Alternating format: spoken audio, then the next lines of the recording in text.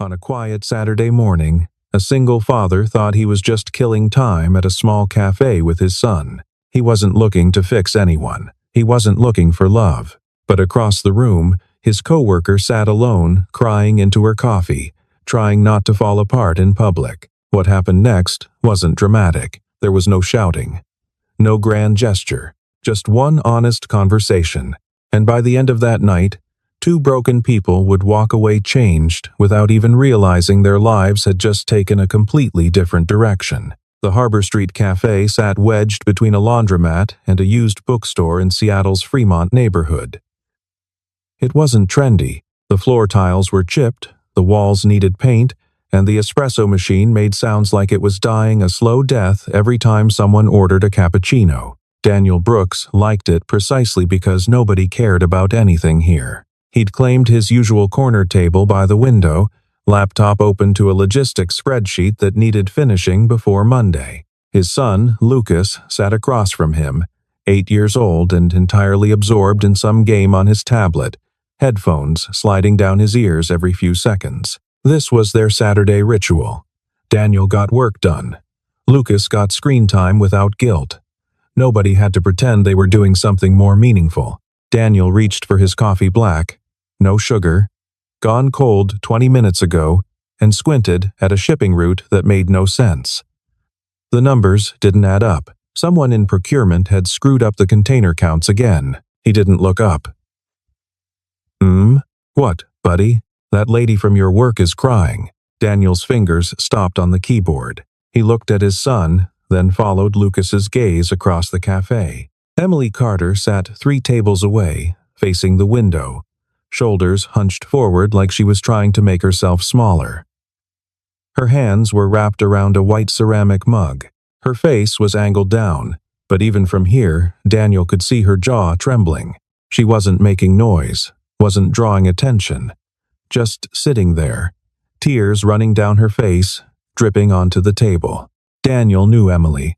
Not, well, just enough to nod at in the break room, exchange small talk about inventory reports. She worked in analysis, different department, different floor. Quiet. Competent. The kind of person who showed up early and left late and never asked for help. He'd never seen her cry. "Should we do something?" Lucas whispered. Daniel hesitated. This was none of his business. People cried for all kinds of reasons, and most of those reasons weren't helped by strangers walking over and making things awkward. Especially coworkers. Especially on a Saturday when both of them were supposed to be off-duty and anonymous. But Lucas was watching him with that expression kids get when they're testing whether adults actually mean the things they say. Daniel had spent 2 years teaching his son that showing up mattered. That you didn't walk past someone who needed help just because it was inconvenient. That courage wasn't about big moments, it was about small ones, the kind nobody else would notice. And now his son was watching to see if he actually believed it. "Stay here," Daniel said quietly. He stood up, coffee mug in hand like it was some kind of shield, and walked across the cafe. Emily didn't notice him until he was standing right beside her table. She looked up, startled, and immediately tried to wipe her face with the back of her hand. It didn't help. Her eyes were red, mascara smudged, and she looked mortified. "Daniel." Her voice cracked. I didn't see you." "I know," he said. "I'm sorry. He stopped. What was he supposed to say? "You looked sad, so I thought I'd make it worse by acknowledging it in public." "I'm fine," Emily said quickly. "Really. Just a bad morning." She wasn't fine. That much was obvious. But Daniel also knew what it felt like to be not fine in public, and the last thing you wanted was someone making a scene about it. He glanced back at Lucas, who was watching through the window with his face pressed against the glass like a concerned puppy. "Can I sit?" Daniel asked. "Just for a minute." "You don't have to explain anything." Emily looked at him for a long moment, like she was weighing whether letting him stay would make things better or worse. Then she nodded. Daniel pulled out the chair across from her and sat down slowly, like any sudden movement might scare her off. He didn't ask what was wrong, didn't offer comfort. Just sat there, hands around his coffee mug, waiting. Emily stared at her reflection in the window. Outside, Seattle was doing its usual gray autumn thing, overcast sky, damp sidewalks, people hurrying past with their collars turned up. "You probably think I'm losing it," she said finally. "I don't. I'm crying in a cafe on a Saturday morning.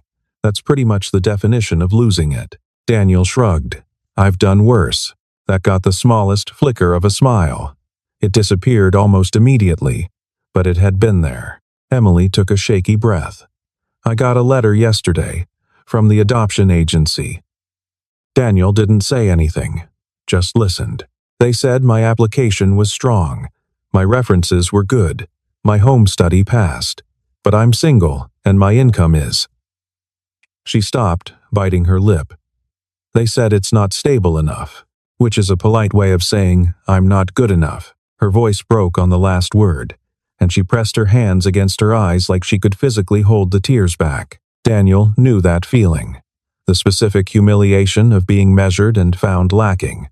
Of doing everything right and still being told it wasn't enough. "I've been trying for 3 years, Emily continued, voice muffled behind her hands. 3 years of paperwork and interviews and background checks and financial statements, and every time, it's the same answer. You're not what we're looking for." She lowered her hands and looked at him directly for the first time. "I've done everything right, Daniel. I have a steady job, I have savings, I have a house, I go to therapy, I volunteer, I read parenting books." Her breath hitched, and it's still not enough. Daniel didn't try to fix it. Didn't tell her everything would work out. Didn't offer empty reassurance. He just nodded and said, "That's brutal." Emily laughed a short, bitter sound. "Yeah." Across the cafe, Lucas had abandoned his tablet and was now drawing something on a napkin, glancing up every few seconds like he was checking to make sure his dad hadn't disappeared. "Your son keeps looking over here," Emily said. "He's the one who noticed you," Daniel admitted. "Asked if we should do something. And you drew the short straw?" "Something like that." Emily wiped her face again, this time with a napkin from the dispenser. "I'm sorry. This is so unprofessional. You shouldn't have to deal with—" "It's Saturday," Daniel interrupted. "We're not at work. And you're allowed to have a bad day." She looked at him like she didn't quite believe that was permitted. "I know you probably want to be alone," Daniel continued. "I get that. But for what it's worth, my kid is watching. And if I go back over there without at least trying to help, he's going to give me a lecture about how we're supposed to show up for people." That got another almost smile. "He's 8, Daniel added. "But he's got very strong opinions about moral responsibility." Emily let out a long, shaky breath. Okay, you can stay." For a minute, Daniel nodded and settled back in his chair. And for the first time that morning, Emily stopped trying to hold herself together. The cafe was starting to fill up weekend crowds, shuffling in for overpriced lattes and avocado toast. But in their corner by the window, Daniel and Emily existed in their own small pocket of quiet. Emily told him about the adoption process, the endless forms, the invasive questions, the way every part of her life had been scrutinized and catalogued and deemed insufficient. "They asked me about my childhood," she said, voice flat now, drained of emotion. "My relationship history, my credit score, whether I'd ever been in therapy, which apparently counts against you if you're honest about it." She twisted the napkin in her hands, shredding it into smaller and smaller pieces. "I thought if I just did everything right, if I checked every box and followed every rule, it would be enough. That someone would look at my application and think, yeah, she'd be a good mom. But they didn't. No. They didn't." The words hung between them. Daniel thought about his own application, the one he'd filled out 8 years ago at the hospital when Lucas was born. Nobody had questioned whether he was qualified. Nobody had asked for references or financial statements. His name had just gone on the birth certificate, automatic and unearned. "I keep thinking about all the people who get to be parents without even trying," Emily said, echoing his thoughts. "People who don't want kids, people who hurt kids, and they just get to have them. No forms, No interviews. No one telling them they're not good enough. She looked up at him, eyes red-rimmed and exhausted. "What's wrong with me?" Daniel had heard that question before. He'd asked it himself, late at night, staring at the ceiling, while his son slept down the hall. What's wrong with me that she left? What's wrong with me that I couldn't make her stay? He leaned forward, elbows on the table. "Nothing's wrong with you." Emily shook her head. "You don't have to." "I'm not being nice," Daniel interrupted. "I'm being honest. There's nothing wrong with you. The system is broken, the rules are arbitrary, and none of it has anything to do with whether you'd be a good mother. Then why? Because life isn't fair. And people with power get to make decisions that don't make sense. And sometimes you do everything right and still lose." It wasn't comforting, but it was true. Emily stared at him, something shifting in her expression, like she'd been bracing for platitudes and gotten honesty instead. "When Lucas was 3, Daniel said quietly, "my ex-wife left, just packed a bag one morning and walked out. Didn't leave a note, didn't explain. Just gone." He'd never told anyone at work about this. It felt too raw, too personal. But sitting here now, watching Emily try to hold herself together, it seemed important to share. "I spent a year being angry. At her, at myself, at the universe. I did all the right things, got Lucas to school on time, made his lunches, helped with homework, but I was furious every single second. And one night, he looked up at me and asked, 'Why don't you smile anymore?'" Daniel's throat tightened at the memory. He was 4 years old, and he'd noticed that I was there, but I wasn't really there. I was showing up physically, but I'd checked out emotionally, and that's when I realized wanting to be a good dad wasn't enough. I had to actually do the work of being present. Emily's eyes were wet again, but she wasn't looking away. "You're doing the work," Daniel said. "You're showing up. And someday, some kid is going to be lucky to have you. Not because you filled out the right forms, but because you didn't give up." She didn't respond right away. Just sat there, letting the words settle. When she finally spoke, her voice was barely above a whisper. "Thank you." "For what?" "For not telling me it'll all work out. For not saying everything happens for a reason." She met his eyes. "For telling me the truth." They sat in the cafe for another 20 minutes, the conversation shifting from heavy to quiet to almost comfortable. Daniel told her more about those early years with Lucas. The sleepless nights, the tantrums, the overwhelming certainty that he had no idea what he was doing. "Everyone kept telling me kids are resilient," he said. And I kept thinking, "That's not an excuse to mess them up." Emily nodded. "People love saying that, like it gives them permission to do less." "Exactly. How did you get through it?" Daniel thought about that. "I stopped waiting to feel ready." "I was never going to feel ready. I just started showing up and hoping that was enough." "Was it?" He glanced over at Lucas, who'd fallen asleep with his head on his backpack, marker still clutched in his hand. "I think so. Most days." Emily followed his gaze. "He seems like a good kid." "He is. Better than I deserve, probably." "Don't do that." Daniel looked at her. "Do what?" "Downplay yourself. You're here on a Saturday morning, working and watching your kid and still taking time to check on someone who's falling apart. That's not nothing." It was strange, hearing his own advice reflected back at him. "My ex used to say I cared too much about other people's problems," Daniel admitted. "That I needed to focus on my own life instead of trying to fix everyone else's." "Is that why she left?" "I don't know." She never actually explained, just sent an email 6 months later saying she needed space and wasn't coming back. "An email?" "Yeah, that's..." Emily trailed off, shaking her head. "I'm sorry. Don't be. Honestly, Lucas is better off without her. Kids don't need 2 parents, they need consistent ones." And she wasn't consistent. Emily looked down at her shredded napkin. "Do you ever wonder if you could have done something differently? Made her stay every day for the first year? And now? Now I know it wouldn't have mattered. She didn't leave because of me. She left because she wasn't ready to be a parent." and no amount of me trying harder would have changed that. He paused, then added, "Wanting something doesn't make you worthy of it. Showing up does." The words sat between them like stones dropped into still water. Emily absorbed them slowly, turning them over in her mind. "Wanting something doesn't make you worthy of it," she repeated. "Showing up does." "Yeah, she exhaled. "That's actually helpful, in a kind of devastating way." Daniel smiled faintly.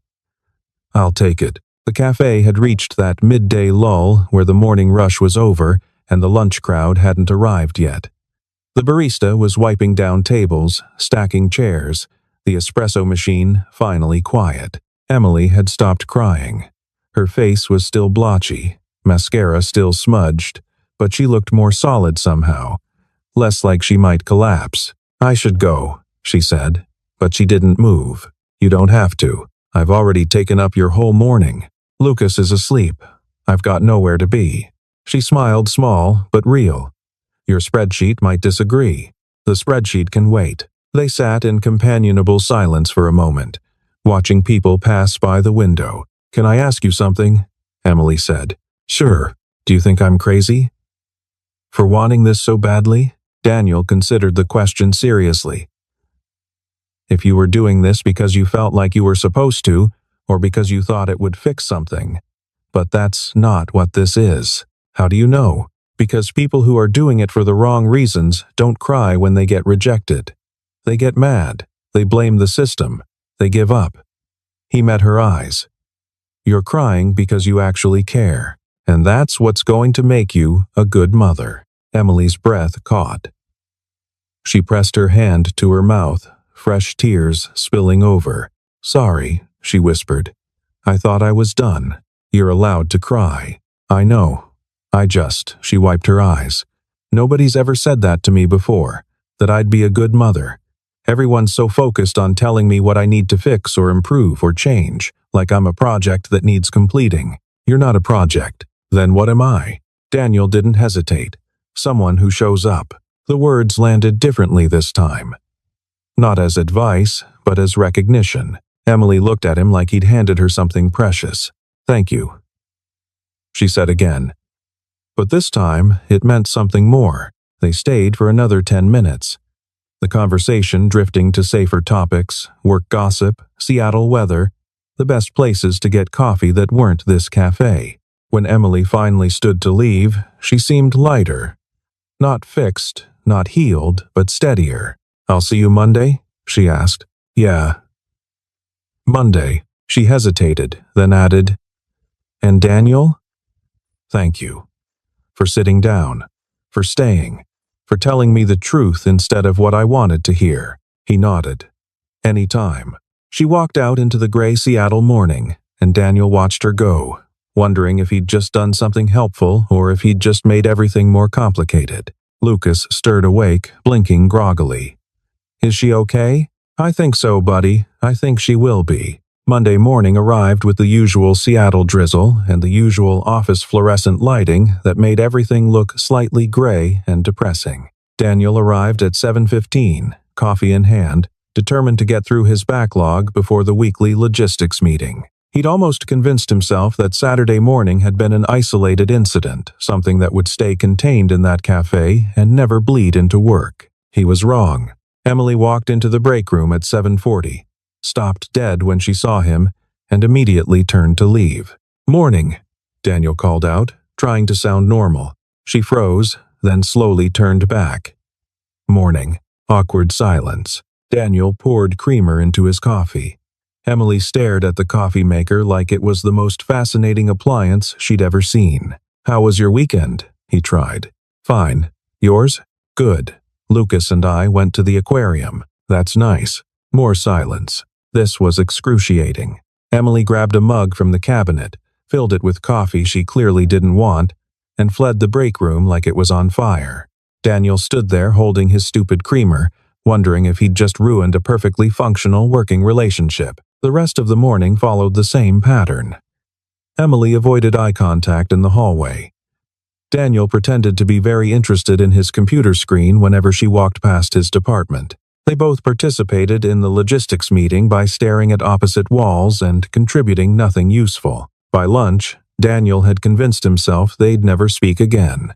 Then his manager, Patricia Wells, stopped by his desk. "Brooks, I'm putting you on the Q2 inventory optimization project. You'll be working with Emily Carter from Analysis. Meetings at 2 in conference room B." Daniel's stomach dropped. "Yes, today. Is that a problem?" "No, no problem." Patricia walked away, leaving Daniel to contemplate his impending doom. At 2 o'clock, Daniel walked into conference room B like a man heading to his own execution. Emily was already there, laptop open, looking as miserable as he felt. They sat on opposite sides of the table. "So," Daniel said. "So," Emily echoed. "This is awful?" "I was going to say awkward, but awful works too." Emily let out a breath that might have been a laugh. "I'm sorry. I'm making this weird." "We're both making it weird." "Yeah. Should we not make it weird?" Emily looked at him properly for the first time since Saturday. "Is that possible? After I cried all over you for an hour? It was more like 30 minutes. That doesn't make it better." "No, probably not." They stared at each other across the conference table. "Look," Daniel said finally. "Saturday happened. It was real. But it doesn't have to be a thing. We can just work together, like normal colleagues. And if you want to pretend it never happened, I can do that." Emily considered this. "What if I don't want to pretend it never happened? Then we don't. But we also don't make it weird, right? How do we do that?" Daniel had no idea. He was making this up as he went. "Maybe we just acknowledge that it happened and move on?" he suggested. "Like, hey, we had a vulnerable moment. It's fine. Let's talk about inventory optimization now." Emily smiled, a real smile this time. "You're very strange. I've been told that before. It's not an insult." "I know." The tension in the room eased, just slightly. Emily opened a file on her laptop. "Okay, inventory optimization. Patricia wants us to reduce holding costs by 15% without impacting fulfillment times. That's basically impossible. I know. But we're going to try anyway." And just like that, they fell into work. Numbers and spreadsheets and logistics routes. Safe territory. By the end of the meeting, they drafted a preliminary analysis and scheduled 3 follow-up sessions.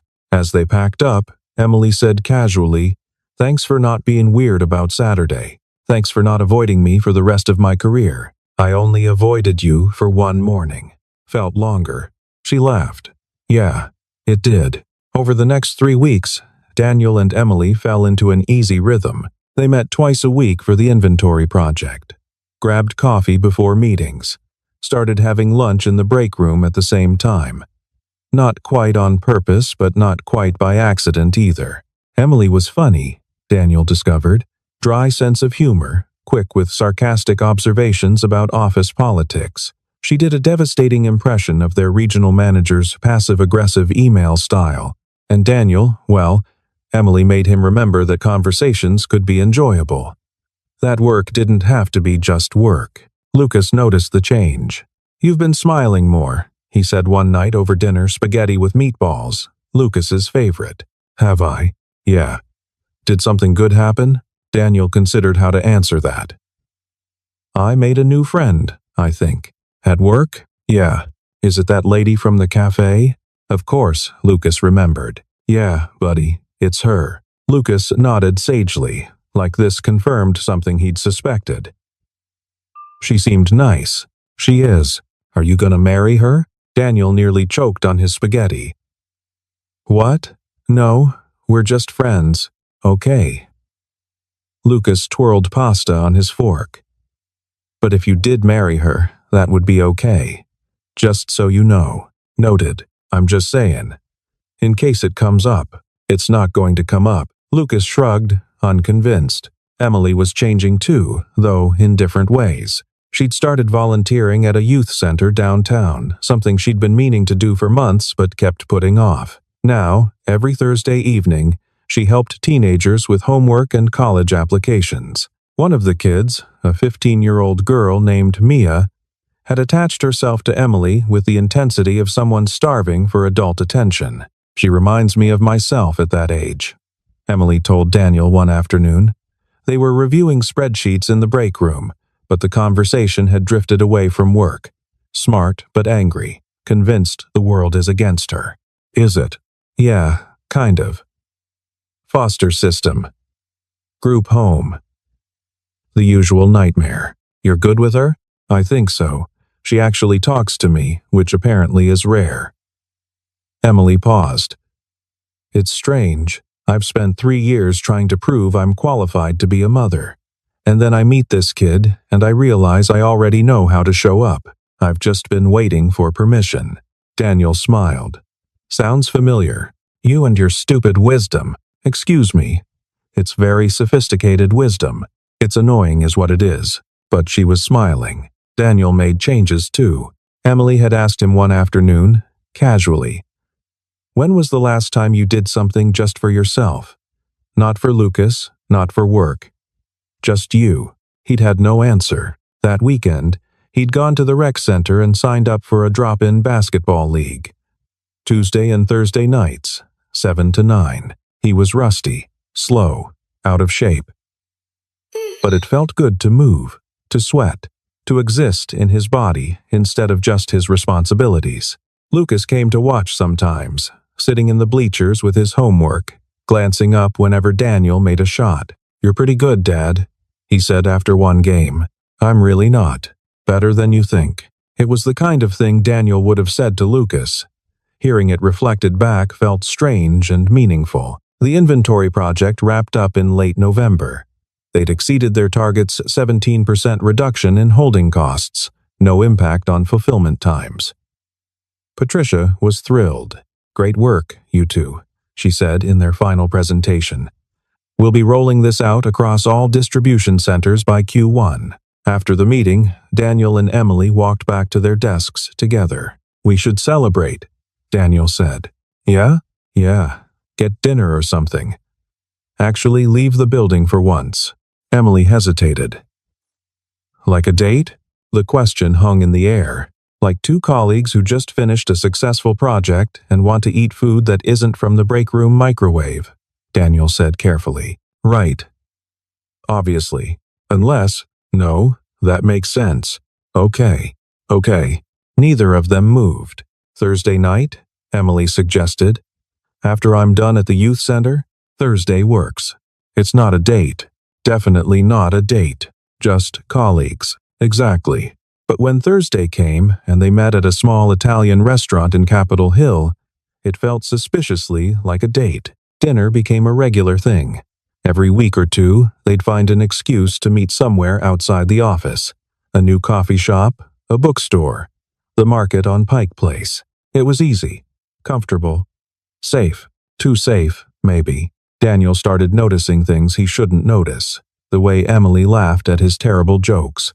How she remembered small details about Lucas, his favorite dinosaur, his science project deadline, the way she absently touched his arm when she was making a point, and the way he looked forward to seeing her a little too much. This was dangerous territory. Daniel had promised himself after his ex left that he wouldn't do this again, wouldn't let someone in, wouldn't risk Lucas getting attached to another person who might leave. But here he was, thinking about Emily during his commute, checking his phone for her messages, feeling something that looked uncomfortably like hope. Emily was feeling it too, and it terrified her. She'd spent 3 years building a life designed for one. A house with 1 bedroom occupied, routines built around her schedule, plans that didn't require anyone else's input. And now Daniel was there, gentle and steady and present, making her want things she'd convinced herself she didn't need. But what if she was misreading this? What if Daniel just saw her as a friend, a project, someone to fix? What if she was just filling the gap his ex-wife left a convenient solution to his loneliness, a potential mother figure for Lucas? The thought made her feel sick. She didn't want to be someone's consolation prize. Didn't want to be chosen because she was available and safe, not because she was actually wanted. So she started pulling back. Small things at first. taking longer to respond to messages, being busy when he suggested getting coffee, keeping conversations strictly professional. Daniel noticed. "Are you okay?" he asked one afternoon in the break room. "Fine. Just busy." "Is it something I did?" "No. I'm just busy." But her voice was tight, defensive, and they both knew it was a lie. A week later, Daniel asked her directly, "Emily, what's going on?" They were in conference room B again, supposedly reviewing quarterly reports. But the spreadsheets sat untouched. "Nothing's going on. You've been avoiding me." "I haven't. You have. And if I did something wrong, I need to know so I can fix it." Emily closed her laptop. "You didn't do anything wrong. Then what is it?" She didn't answer right away, just sat there, wrestling with whether to tell the truth or keep hiding. Finally, she said, "I need to know what this is." "What do you mean?" "This. Us. Whatever we're doing. I need to know if it's real or if I'm just—" She stopped, gathering courage. "If I'm just convenient." Daniel stared at her. "Convenient? Yeah. You're a single dad. I'm a single woman who wants kids. It's neat. It solves problems for both of us. But that's not the same as actually wanting someone. You think I'm spending time with you because it's convenient? I don't know. Maybe. People do that. They settle for what's easy instead of what they actually want." "Emily, I won't be anyone's consolation prize," she said, voice sharp now. "I won't be the person you choose because I'm there and I fit the requirements. I've spent 3 years being evaluated like I'm a checklist, and I'm not doing that again. Not with you." She stood up, grabbed her laptop, and walked out. Daniel sat alone in the conference room, stunned. 3 days passed. Daniel didn't see Emily at work. She'd called in sick, or maybe she was just avoiding him. He couldn't tell. Lucas asked why he looked sad. "I think I messed something up," Daniel admitted. "With your friend?" "Yeah. Did you say sorry?" "I don't know what to say sorry for." Lucas considered this with the seriousness of an 8-year-old philosopher. "Maybe you should ask her what you did. Then you'll know what to say sorry for." "That's actually pretty smart, buddy." "I know." On Friday evening, Daniel sent Emily a text. "Can we talk?" "Not at work. Somewhere neutral." She didn't respond for 2 hours. Then, Lakeside Park. Tomorrow, 6 p.m. Lakeside Park sat on the shore of Lake Washington, a thin strip of grass and trees between the water and the city. In December, it was nearly empty, too cold for picnics, too dark for joggers. Daniel arrived 10 minutes early, hands shoved in his jacket pockets, breath visible in the cold air. Emily showed up exactly at 6, punctual as always. They stood facing each other on the path, neither quite sure how to start. "Thank you for meeting me," Daniel said finally. "I almost didn't, I know, but I figured we should actually talk instead of just avoiding each other forever." "Yeah." They started walking, falling into step side by side, not quite touching. "I'm not good at this," Daniel said. "Talking about feelings, explaining myself. I spent so long just surviving after my ex left that I forgot how to do anything else." "You don't have to, but I need to, because you deserve to know the truth, and I'm tired of being scared." That got Emily's attention. She looked at him properly.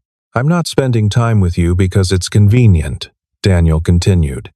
"I'm spending time with you because when I'm around you, I remember what it feels like to want something for myself. Not for Lucas, not for work, for me." He stopped walking, turned to face her. "You asked if this is real."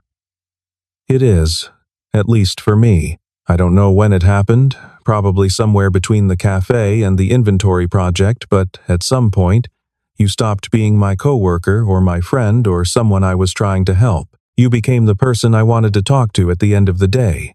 The person I thought about when I was supposed to be thinking about shipping routes." Emily's eyes were bright in the fading light. "But here's the thing," Daniel said. "I'm terrified. Because the last time I let myself want someone, she left. And I don't want Lucas to get attached and lose someone else. And I don't want to mess this up by wanting it too much. So what are you saying?" "I'm saying this is real. And I'm scared. and I understand if that's not enough for you." Emily was quiet for a long moment, staring out at the water. When she finally spoke, her voice was steady but soft. "I've spent 3 years trying to prove I'm enough, filling out forms, improving myself, checking boxes, and I've been so focused on being qualified that I forgot to ask what I actually want." She turned to look at him. "I want this. Whatever this is. Not because it solves my problems or fits a timeline, but because you're kind and funny and you show up. And when I'm with you, I don't feel like I'm being evaluated. I just feel like myself." "Yeah? Yeah." She hesitated. "But I need to know you're choosing me, not because I'm convenient or safe. Because you actually want me." "I do. Even though I'm complicated and stubborn and I cry in cafes?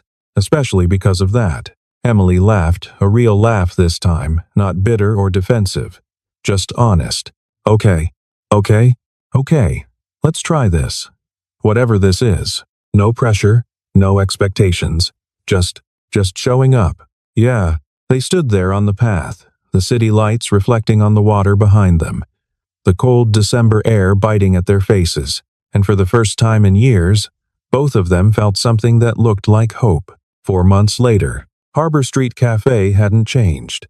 Same chipped tiles, same dying espresso machine, same general air of comfortable shabbiness. Daniel sat at the corner table by the window, laptop open but ignored. Lucas sat across from him, now confident enough to do his homework without prompting fourth-grade math, carrying the ones. The door opened, and Emily walked in. She spotted them immediately, smiled, and walked over. "Morning," she said, sliding into the seat next to Daniel. "Morning." He kissed her cheek, casual and easy.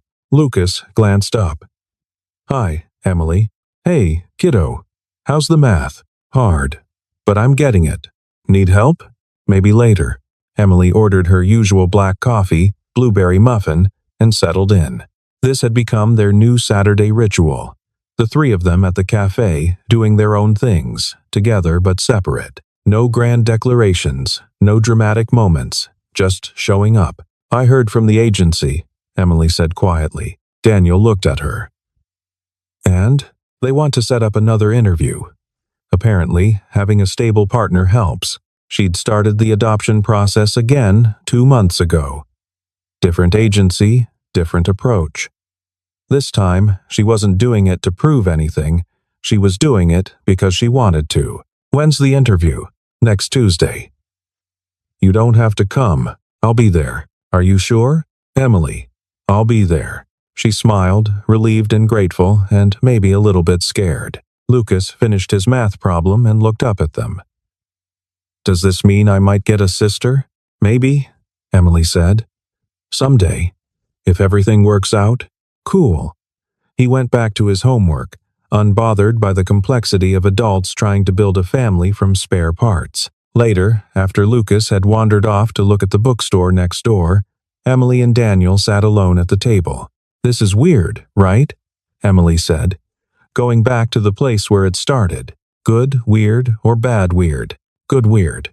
Definitely good weird." Daniel thought about that morning 4 months ago. Emily crying. Him walking over. The choice to sit down instead of walking past. "I keep thinking about what you said," Emily told him. "That Saturday. About showing up." "Yeah?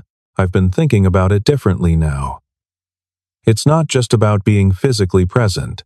It's about choosing to stay even when things are hard, even when you're scared." That sounds exhausting. It is. But it's also the only thing that matters. Daniel reached across the table, took her hand. "You know what's strange? I came here that morning thinking I was just killing time. And I walked out with what? I don't know yet. But something that feels like a life instead of just a routine." Emily squeezed his hand. Same. They sat there, hands linked across the table, watching people pass by the window. The barista walked by to refill their coffee. The espresso machine wheezed to life. Outside, Seattle did its usual gray winter thing. And in the corner by the window, 2 people who'd once been strangers sat together. Not because they had to, not because it solved their problems, but because they'd chosen each other, one honest conversation at a time.